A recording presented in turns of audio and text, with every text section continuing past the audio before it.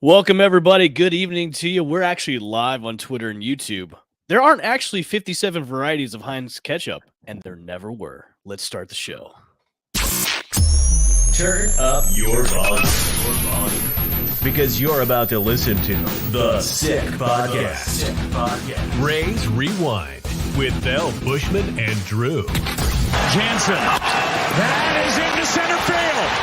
Here comes Kiermaier. Phillips has tied the game. A Rose Arena coming around. Throw home. Now he stumbles. But the ball gets away. Tampa Bay wins it. Brett Phillips, Game 4 hero. The sickest Tampa Bay Rays podcast. It's gonna be sick.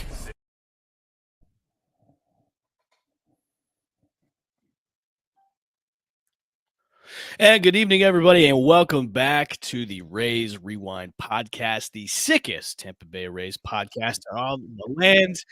I am one of your hosts, the great Buschman. Alongside with me is Drew, who has been holding down the fort while I'm jet-setting across the world and enjoying Spain and wine and all the food that they can offer me, and just causing a Twitterverse just awesomeness with social media about his standing ovation idea, which we will talk about in just a couple of minutes. But right now, the Rays are winning against the Chicago White Sox 8-2. They are wearing their City Connects, which they elected to keep wearing, and I'm wearing my jersey I picked up on Friday night's game. And I must say they are the awesomest, badass-looking jerseys out there right now. So if you don't have one already, pick one up. They are selling like hotcakes, and they were selling like hotcakes on Friday night. So go get one.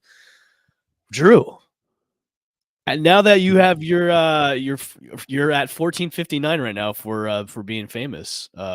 Yeah.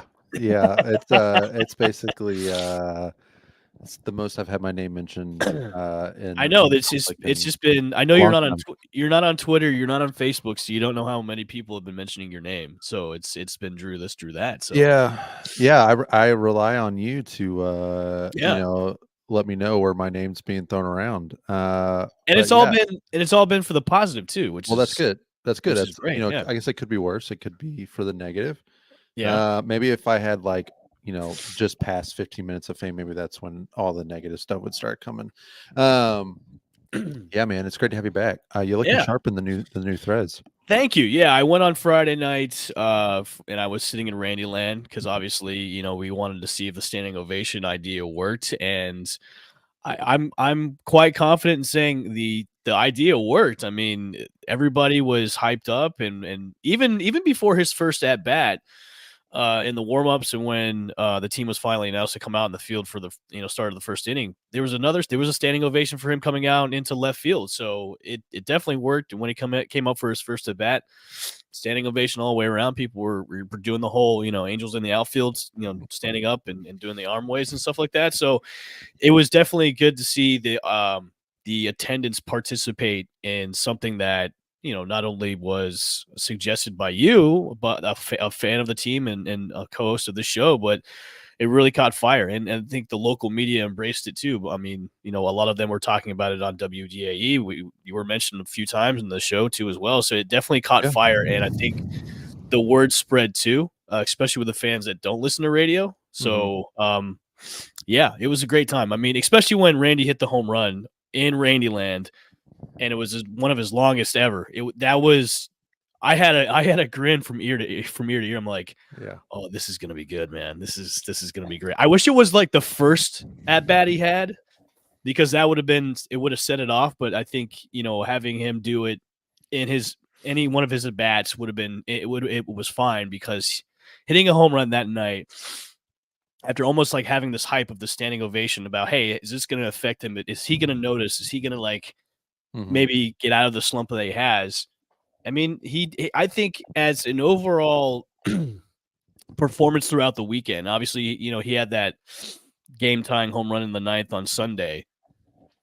I think he did pretty good. He had a pretty good weekend. Now, I know Saturday night he wasn't really a factor at all, but he had a good set of walks that he had to. He was looking at the ball pretty well. He had some good walks here and there, but I hope this is a step in the right direction for him going forward, and hopefully that the standing O and the audience being behind him helps. So Yeah, man. I tried not to be in true race fashion. I tried to be all about the process. Maybe yeah. that's the 76ers. I don't know. But all about the process, not too focused on the results. So I was trying really hard to not go into Friday night basically thinking that if he doesn't play well, Mm-hmm. the idea or what I was trying to accomplish, it didn't work. Because the reality is like I went because I look back and Trey Turner was kind of my Little example, inspiration. Little and inspiration. he went 1 for 4 the night that he got the big ovation with like a single, and they lost the game. So I was like, okay, listen, Randy doesn't have to. It's not about Randy doing well Friday night. It's about him just kind of taking steps. Hopefully, just don't seeing the appreciation and taking steps forward and getting out of this slump and getting that average to creep up into the 150 160 range maybe. And but I was it was really hard not to be I was actually really nervous. I was really hoping that he had a good game Friday. And so when he hit the home run, I was thrilled to see that. But yeah, man, it was really cool. I mean, I know you and I have been talking. I emailed you the middle of the week. So just some background. I mean, again, I don't look at it like this is a genius idea that no one like it was such a creative idea. Obviously, it's already been done before, and I feel like anyone could have suggested this, and I think it would have taken off. But I think it was really just what I really tried to focus on was actually like just putting in the effort to get the word out. So as you mentioned, I think you mentioned this a bit ago, like I'm not on social media, so I don't have like that's the easiest way to get the word out. So when I thought about doing this was going into Wednesday. So it was the middle of the night, Tuesday night into Wednesday. And now people are thinking like, were you laying in bed thinking about this? Sort of. I have a newborn. I was in the doing a middle of the night feeding at like 3 in the morning, You were doing dad stuff. trying to stay Doing awake. dad And stuff. so I was recording a podcast episode that next night while you were out, and just thinking about the team because I'm borderline obsessed with the team. And I just thought, I was like, man, it just fits Randy so well. Like seeing what happened with Trey Turner last year and just knowing how Randy feeds off the fans. And I mean, I've seen it firsthand how the fans feed off him and vice versa. And he just deserves all the love from fans. I think personally, I know there's some people out there in a small subset of Rays fandom that don't appreciate the antics or the crossed arms or whatever. But all I see is a guy that is great to fans. He's just a lot of fun to watch, especially when things are going well for him, and he always shows up in big moments. And I see a good teammate. So like I felt like he just deserved that kind of love. So yeah, man, it was just really all about putting in the time, calling in on the shows. And you know, I I called in to the post game show Wednesday after the Rays lost, and it was a really bad game. So it was a good opportunity to maybe try to have a little more positivity on that show rather than Yeah. it was easy to criticize for sure, and I was feeling pretty down about the team. But talked to Chris on the post game, and then immediately talked to T Kraz on the show after when he picked up, and then just kept it going Thursday into the Pat and Aaron show Thursday morning, and I think it was just Zach on Thursday afternoon. So just getting the word out that way, and then just honestly through you were coming back into the country, and I know you were great about getting around on social media, and then the WDAE post. Pat and Aaron were awesome about I think taking that on and kind of using their platform and the audience of the radio station's social media to get it more notice. So yeah, once I saw it, you were texting me some different things. Once I saw it getting picked up, Thursday into Friday, I got more encouraged. I was thinking I was a little, listen, I'm one of the biggest Rays fans out there, but like Rays fandom as a whole isn't.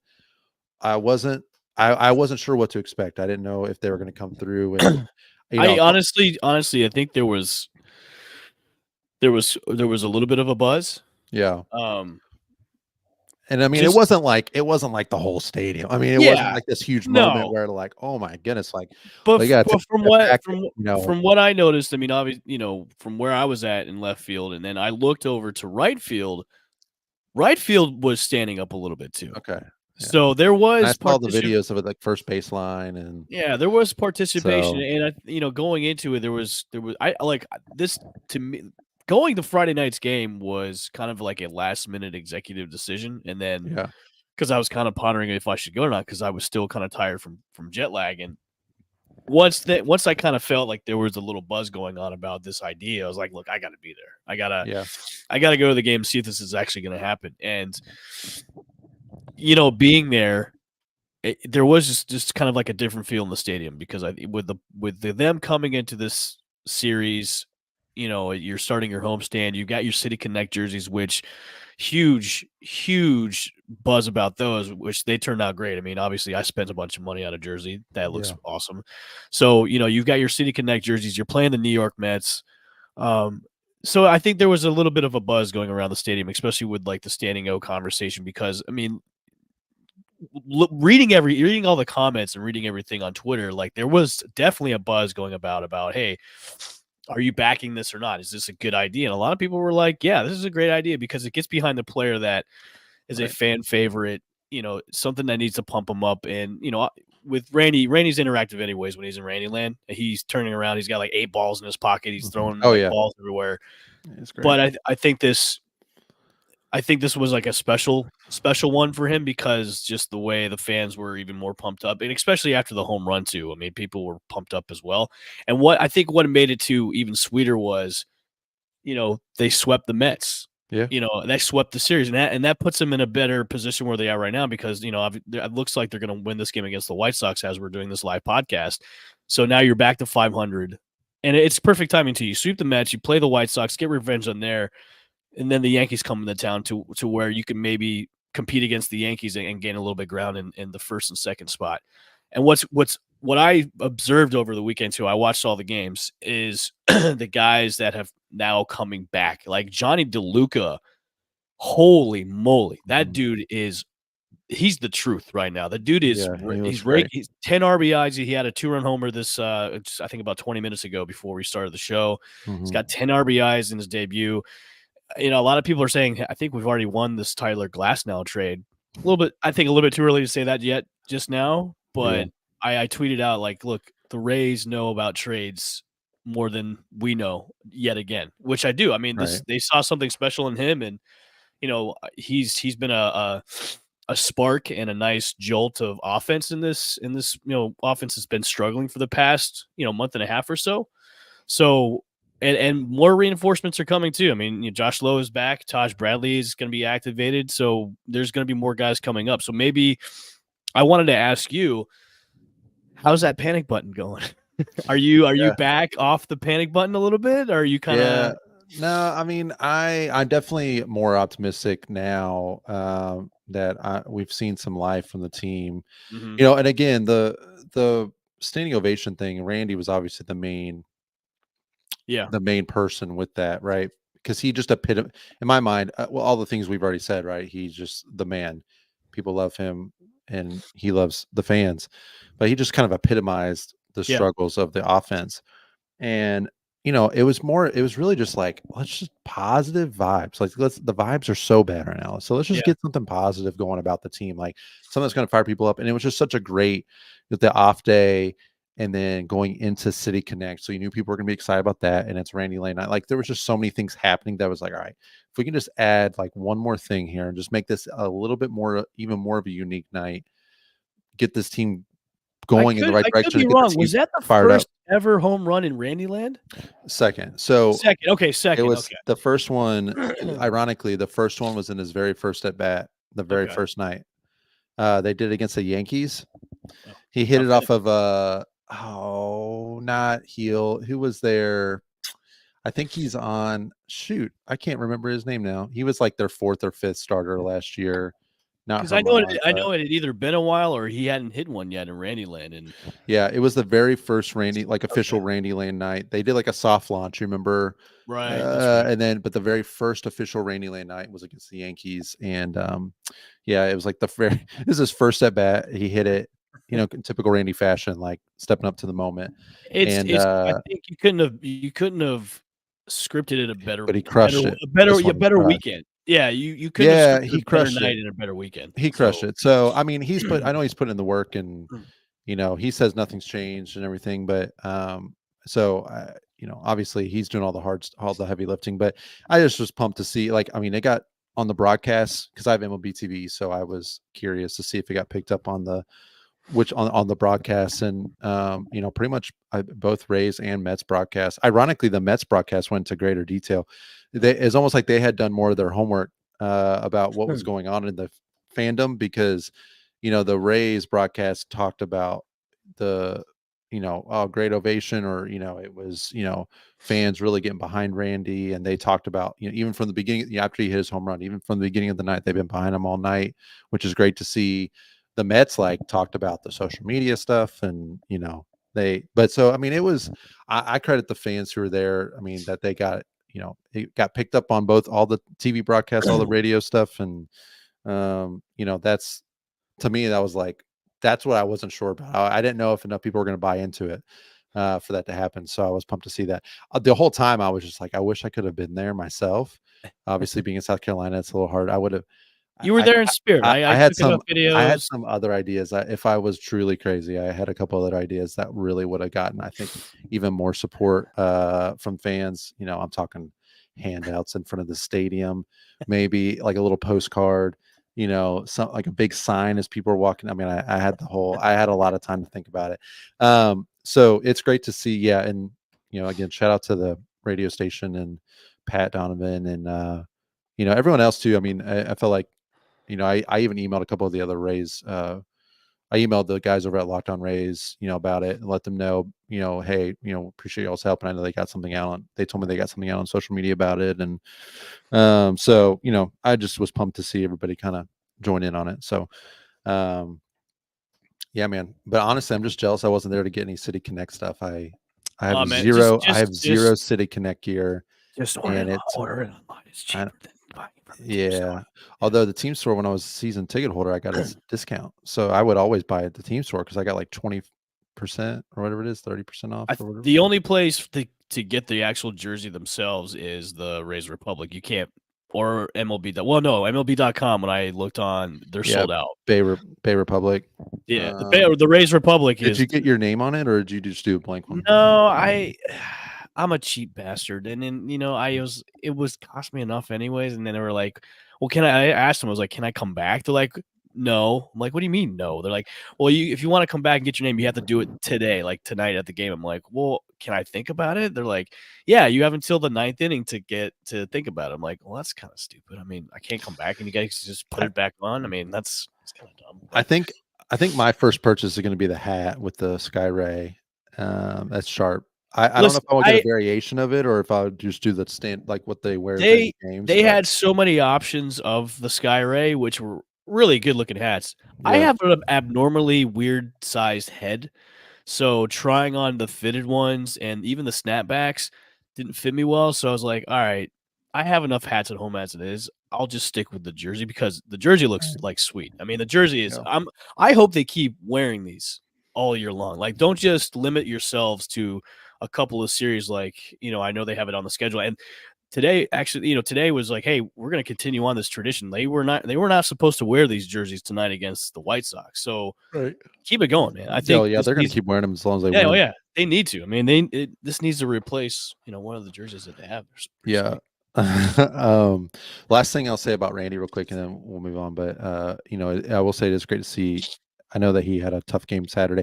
Although Saturday, I feel like some of his at bats were a lot. He was a little more locked in. He had a couple bad beats. Like he had in his first at bat on Saturday, he had a extra base hit down the right field line that just missed fair by like inches. That would have scored a couple, and he was hanging in there. Severino was a tough matchup for him, but so it's great to see him come through with the big home run. And I mean, he's He's got a double today, a couple walks. So I He's mean, definitely looking at he's definitely seeing the ball better. yeah, With the walks that he got over the weekend and now the 2 walks that he had tonight, he's definitely looking at the ball a little bit better, which is a good sign where he's being more patient at the plate. And yeah, the one thing I noticed on Friday night was just the amount of strikeouts that we had. Like, everybody's just swinging at everything. It's like, you guys got to be patient here, man. Like, especially with runners in scoring position, you guys have to be patient and pick your Yep. pitches, not swinging for the fences. And that's one of the problems with Alex Jackson was he was just swinging at everything. I was like, dude, right. I know this is your first game up. You're excited and everything, but come on, man. Like, How much better do you feel though with him at the plate than Renee Pinto? so much better. Oh, it's night and So day. much better. Oh, But yeah, so I'm thinking Randy. Listen, I know he's put on the whole work, but does he hit all those home runs without the crowd right. participation? We'll just never know. We'll never know. But no. Wait, and one thing I noticed too was Yandy Diaz had a great series against the Yeah, Mets. no, everybody played great. Yeah, I really think. Did you see Topkins' article? They had a team meeting, a mandatory team meeting Friday before the game. I did not see that because every time I click on a Mark Tompkin article, it makes me have to pay like yeah, 99 cheapskate. cents. Yeah, Yeah, you are I'm not doing cheapskate. that. I'm not doing that. Yeah, they had a mandatory team meeting before that game, and he said it was for staff to remind the players, like, basically, listen, we are a lot better than this, kind of reinforce some confidence. So, again, I think the crowd thing, I'm glad it really worked out, and everybody had a great time. It seemed like the home run, like you said on Friday, was a really cool moment. I wish I could have been there for it. And I'm pumped that the fans got into it, and it kind of rallied the fan base a little bit during a tough stretch of the season.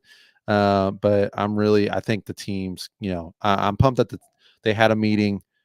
I think that doesn't happen enough sometimes. That's one of the things I wanted to ask. One of the things I wanted to ask you in after this weekend series against the Mets, where a sweep is what they needed. That's even if like they took 2 out of 3, it would have been nice. But like a sweep is so much better, especially for a New York team. Going into this week, you're still in the homestand. And you're playing the White Sox, who swept you not too long ago. It is the White Sox, but after sweeping the Mets, do you think this team is headed in the right direction? Do you think things are starting to click now that there's kind of like a spark going on with this team? Because they're definitely playing a little bit better. They're definitely playing better. They're hitting the ball better. Coming into this week and after this weekend, before the Yankees come into town, do you think this team is prepared for them? And do you think they've turned kind of like a page to, hey, this is the team that we're supposed to be this year. This is the team that's supposed to be competing in the AL East, not playing shitty baseball and not hitting, not having enough offense. Do you think it's okay to say, hey, this team is back, or is it too little, or not too little, but too early to say that? Yeah, I mean, it's probably too early to say that. I mean, they still got, some ground to make up in the division, obviously. And I mean, I can't expect them to go out and sweep every other Major League Baseball team. But I kind of feel like they're fully capable of sweeping the White Sox this week. So going into the Yankee series, if they go into the Yankee series on let's be conservative. If they just won tonight officially, so they're 1-0 against the White Sox this series. So let's say they win 2 of 3. So that's 4-2 plus the 3. So 7-2 road stand or a homestand. That is, to me, that's a huge step in the right direction. Mostly because it feels like this is going to be the first time that they've been able to put any sort of consistent winning streak together. I think that this was their first 3-game winning streak of the season. I'd have to go back and look. And certainly it's their first 4-game winning streak. So that's what I'm most encouraged by, is that they are able to, consistently put together games that they're winning, and that's how they're getting ground. Because a lot of people were comparing the 2021 team. Oh, they were 16-18 or whatever the record was, but this is their second 3-game winning streak. They won 1-2 against the Angels, and then in LA, and then came back home and won the first game of the San Fran series. So that's right. Okay, so but this is their first 4-game winning streak. So we're already in uncharted territory at this point of the season. But like the 2021 team, they were 2 or 3 games under 500, and people, oh, that game, that team went on to win 100 games. Well, Yeah, they but went I on like think a 10-game winning streak right after that. So yeah, but with it's, that, but with that team, Drew, I think with that team is so much different from this team because oh yeah, this team started off playing really bad baseball. oh Like yeah, it was bad. let's not call the let's I hated the comparison for the record. I right. hated the comparison. They were playing just bad baseball. Like in comparing the 21 team, it's like yeah, they were a couple of games behind, but they weren't playing baseball like this. You know what I mean? So it's too early to say that they turned a corner for sure. I would think if they say this: if they take play two, two if or they three, take two out of three against the White Sox or sweep the White Sox, and then when the Yankees come into town and are least competitive enough to where they was it a 3-game set against the Yankees or 4? 3. Okay, so if they win 2 out of the 3 against the Yankees, that to me is a signal of okay, now it's a step in the right direction. They're now like turning the page. To me, I think ideally they're sweeping the White Sox and then 2 or 3 against the Yankees. And in my mind, it's like, okay, that was 8-1. You won a series against I think the Mets, I know that they're record wise, they're around what the Rays are, but I thought they were pretty good. They have a good lineup, and a team that I gave them trouble last year. So I was impressed that they were able to sweep them. And with the Yankees, that's another great team. I think they're pretty good. So, and I mean the next 13 games are against AL East opponents. Yeah, so 3 against the Yankees, 4 against the Red Sox, then 3 against the Blue Jays, then back playing the Red Sox. I know baseball is a weird sport. Like it feels like there's momentum, but then things can change game to game so drastically that it's hard to know. So I would just hate for them to go into that Yankee series with all this momentum from 2 great series wins, And maybe 2 flat. sweeps, and then fall flat, lose 2 of 3 or something like that. Because then it feels like it just kind of 2 steps forward, 1 step back. Now you got to go into a tough AL East stretch. So ideally, I'm looking at I mean, I know you can't predict sweeps. I think that with the pitching that they have set up for this week against the White Sox, there's no reason why they can't go in and sweep this team at home in the City Connect jerseys. Feeling great. The vibes are much better. And then go into the Yankees and win 2 or 3. And I think, hey, that is as much, if not, I mean, way more than you could have asked for going into the series. And I will say the most encouraging thing to me about the Mets series is that the Saturday game and the Sunday game both had the makings of those games, especially this season, that it's like, oh, this is just not going to be our game. This is not going to be. Were you on pins and needles with the bullpen? Because that was one of the standouts this weekend. Was the bullpen actually looked really good? Yeah, bullpen looked great, man. Yeah. But like when that Saturday game starts off, Siri loses the ball in the lights, supposedly botches it. He gets a double, then there's a single, and then DeLuca bobbles it, and they have the play at the plate, and the throw beats Nemo at the plate, and somehow Rortvedt doesn't get the tag on him in time. You're like, oh, geez, here we go. And Marte's at second. And it's just like this. It's national TV. Rays never win on national TV, it seems like. So that broadcast was terrible. I like Adam Wainwright, but no, I can't do it because it just country twang. It's not his voice. It's just the way the broadcast was. It was all pro Mets. It just seemed like, oh, hey, we're in Mets Stadium. We're not in St. Petersburg. Yeah. And just the whole time it was all Mets, and they were focused on that rookie pitcher that the Mets had. And that was the entire game was focusing on him. It was that's why I hate it when they get on national TV. The national media doesn't show any love. They always show love to the bigger teams at the bigger markets, and I hate that.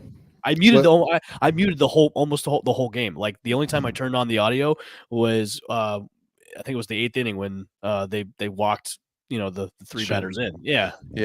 So I mean, it just those 2 games, those Saturday and Sunday, to me just felt like they had the makings of games that the Rays would lose earlier in the season. So for them to, I think, persevere, fight back, getting Manny Rodriguez in that situation with bases loaded after Pepio goes out, no outs, for him to only give up the 1 run, to overcome series misplay in center field on Sunday. That was the difference for most of the second half of the game, and to come back and win it, like that just showed a lot of grit, which I know is a word that was showed a lot this weekend. Showed a lot of resilience. Yeah, and so that's what was most encouraging to me. I was like, okay. And they've shown resilience in the past earlier this year, like against the Rockies and some other times where they've fought back. It just there was always a little too late for the most part. So for them to Right. actually get the job done on both occasions was really encouraging. One thing I did want to bring up, I did talk about this on the podcast a couple weeks ago. I can't remember if it was while you were gone, but Jonny DeLuca, I know we mentioned him a little bit ago. He's obviously off to a great start. I've been calling for this guy to be the starting center fielder before even he came up. Well, I think We it's I said think this on it's the I think it's on the way. I said this on the pod a couple weeks ago that I mean Siri's striking on over half his at bats basically. He's the thing is that what's Siri's calling card? Like how does Siri make a difference for the Rays, right? It's his Speed. Mhm. speed defense and home runs. So he's not hitting home runs. In fact, he's not hitting the ball at all. So then he can't use his speed on the base paths. He was supposedly going to That's steal why a bunch of backs this year. can't that's why you can't trade him right now because the value of him is so low. You're not gonna get anything out of him. And then his defense has cost the Rays multiple times in the last couple of weeks, and they got benched for a lack of hustle. He's, I get that the fight wasn't his fault, but again, like that's not a good look. No. 2 days after you got benched, you're getting in a fight that could injure a teammate. And I get he didn't initiate it and whatever, but still, like I can't imagine. I know Kevin Cash on the mic, in the press conferences is saying, hey, that's a stiff penalty for somebody who didn't initiate. He's got series back, but I can't imagine behind closed doors that they were too thrilled with the fact that they got into that kind of a fight in a meaningless game at that point, mere days after he just got benched for a lack of hustle, basically. Mhm. So, and then, just he's not providing anything offensively. And when when he's also hurting the team defensively, it's just really hard for him to have a case that he needs to have playing time. And then so you bring in DeLuca, who can play all outfield positions. I looked this up because I was curious. His sprint speed, according to Baseball Savant, so Jose Siri is sprint speed this year is 28.9 miles an hour, or 28.9 miles an hour, feet per second, right? So DeLuca's last year, because they don't have enough data on him yet to do anything for 2024, was 29.7. So Isn't that one of the reasons why they traded for him was the speed? DeLuca, I know that was one of the that's the reasons thing. why was He's his versatile. speediness. Yeah. He's way more versatile. He's just as fast, if not faster. And he's shown a little bit of pop. Now I know Jose has shown pop over the years as well, and he's shown the ability to hit like in the minors and in like the Dominican Winter Leagues and stuff. Obviously, the competition's not as good. Plus, but DeLuca's like, got a pretty sweet mustache too. Man. yeah, DeLuca's got a good mustache. So like Jose has shown pop, but it's just like he's not. Even last year at the 25 homers, his average was not good, but you could live with it because of the home runs, and he played a good center field. We can't live with that now because everything's kind of crashing down. So that's like you just but with everybody clamoring for him to get DFA'd or traded, it's like there's no you can DFA him, but I don't think the Rays need to be doing that just yet. And the trade him, there's no value for him. So if there's everybody screaming, "Oh, trade him," you're not going to get anything. You're not going to get anything. I would say just keep him there just to have a reserve there because you never know what's going to happen. Yeah, I think that I mean, I'm kind of one of those people that thinks that they should just go ahead and DFA him. Yeah. And I know I texted that to you yesterday. I more so, but I get like they don't need to shortchange themselves in the outfield right now unnecessarily. Right. So they sent Curtis Mead down, which is fine with me. He wasn't offering any value. I think I would have said Austin Shenton 2 weeks ago, but Austin Shenton, to be honest with you, he's shown some way better at bats the last week or so. And I mean, it had that crucial at bat. Had that great walk against Ottavino, and so I mean, I think he deserves more of a look. And he's a lefty bat, so like when you bring up Josh Lowe, it's like we've been clamoring for left-handed batter. So why would we take Josh Lowe and then put him in place of another left-handed batter? Right. So I figured it was going to be a righty. I didn't think the Rays would actually DFA Siri. However, I don't think it's going to happen anytime soon. I don't know. I mean, if everybody stays healthy in the outfield, I think that, I mean, because like when Junior Caminero comes up now, when Aranda comes up, I think Shenton goes down. Okay, I can see that. Now Arena's got to hit the ball. He's not hitting the ball in his rehab assignment. He's got like 1 hit or 2 hits and like 20 something at bats. But so when he comes up, I think Shinton goes down. I think that's the natural. I don't know who else he would take his place. And then you got Brandon Lau, who's coming back. He's going on a rehab assignment starting tomorrow. So like there are some guys that are going to have to go down. They're going to have to make some tough calls. And that's not even counting Junior Caminero, who will eventually come up. You hope it's not because of an injury somewhere on the team, but just the fact that maybe he's just awesome and continues to be awesome in AAA. So like they're going to be some tough calls. Like I don't know, outside of Shinton, who are you sending down when or who you trading? Or let's say Aranda takes Shinton's place, because Aranda's kind of the next position player up, right? So that'll come back from injury. So let's just say that's an easy kind of 1-for-1. Because they play a similar position. He'll play first and second, right? Lefty bat. Obviously, Aranda was going to be on the opening day roster. They were saying he was going to bat like cleanup starting the year until he got hurt. So he'll be on the team. Shinton will go down probably. And of course, this is all assuming no injuries. I get that we can't predict that. So who knows? The decision could be made for them. But like Brandon Lau comes back in a week or week and a half. I mean, with Shinton down, who are you taking? Who's taking his place? Like who's Lau coming up for? Unless they go short in the bullpen, which I can't imagine that they would do. I can't. I mean, they have to go. You can't send Palacios, can you? No, because he's playing second base. He's playing outfield. You can't do it with Caballero either. One of the best hitters. So then in my mind, it becomes, okay, like who's the most expendable on the team? And in my mind, it's Harold Ramirez. I was just about to say that. You could trade him, though. You could trade him. It'd just be a matter of like what they would. Well, he's out of options anyways. You can't send him down. He's out of options. You have to trade him. Oh, I know you do. I mean, they would have to DFA him or trade him or whatever. Yeah. So Harold Ramirez has of course he had a great night tonight, and he's hitting. These glasses he's put on have made a world of difference. It seems like he hit the ball great over the weekend, and he had another 3 or 4 hits tonight against the White Sox. But like, positionally, he doesn't offer a ton of value, right? I mean, he can play an occasional outfield, but now with low back, I mean, I can't imagine he'll get regular outfield reps. So you're talking, he's a DH only guy, and he's a righty, which they obviously have plenty of. So you have him. He's probably, if you're looking to get value back, he's probably the guy that you might say, well, we don't want to trade him, but like, I don't know. Like, do they trade Brandon Lau? I mean, I don't know because the value of him is there's no value right now. But there's just like no one. There's no obvious answer. Remember, before the beginning of the season, Harold Ramirez was kind of like that. Okay, he's the next guy to get traded, but he's been playing actually decent. But now you have no room for him now, so he's kind of expendable. And I'd be honest. Okay. Listen, I'm not going to cry over them trading Harold Ramirez. I'm not going to cry over it. Yeah, I mean, I think they're gonna.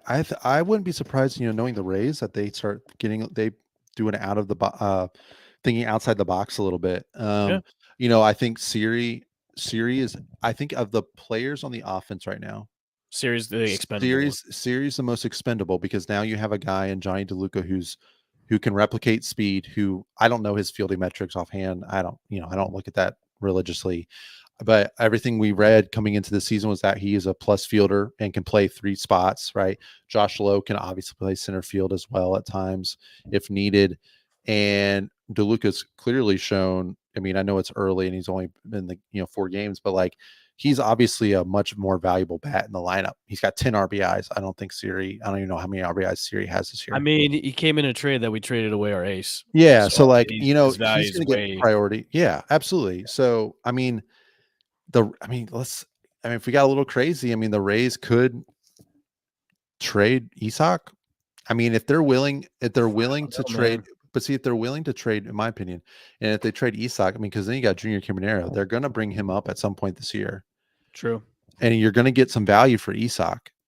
So, and it doesn't sound like a good idea, and I don't necessarily think that's what they should do. If I'm trying to anticipate what they could do, that's definitely the least likely, but I wouldn't surprise me, because I mean, if they're willing to trade Willy Adames, which I get, Willy was not the hitter he is now, but he was an invaluable part of that team the years prior, right? Like, I mean, he was the guy on that team, the leader of that team, him and Kiermaier. So for them to say, we're willing to trade him so that we can essentially open up a place for Taylor Walls. No, I'm just kidding. But for, that's who they brought up. But, so they could open up the spot for Wander, right? Clear the way for Wander. Yeah. I mean, are we saying now that they wouldn't do the same thing for Junior Caminero? I get it's a good problem to have. These are just questions that, like, I have no idea how they're going to handle it when all these guys come back, because I mean, somebody that we like is going to get moved. And that's a good question to pose to everybody listening in and watching the show. And we'll wrap the show on that. What should the Rays do with all these players that are coming up and filling up roster spots? So, Drew, I think we'll wrap it up there. That's a good way to wrap up the show. So thanks everybody for joining in once again to the Rays Rewind podcast, the sickest Tampa Bay Rays podcast in all the land, courtesy of Sick Media. For myself and Drew, we will see you guys probably tomorrow. I mean, this is like a special Monday show. So I mean, sometime this week. My son's got a playoff baseball game tomorrow night, so I'm probably out tomorrow. But we'll see you again this week. We'll see you guys again this week. Just keep the tabs open on Twitter. Just follow me. I'll let you guys know when our new episode drops. But thanks again for tuning in. We'll see you guys next time on the Rays Rewind podcast. See you. And that's a wrap. Hope you don't miss us too much until next time. Follow the Sick Podcast Rays Rewind with Buschman and Drew on YouTube, Google Play, and Apple Podcasts.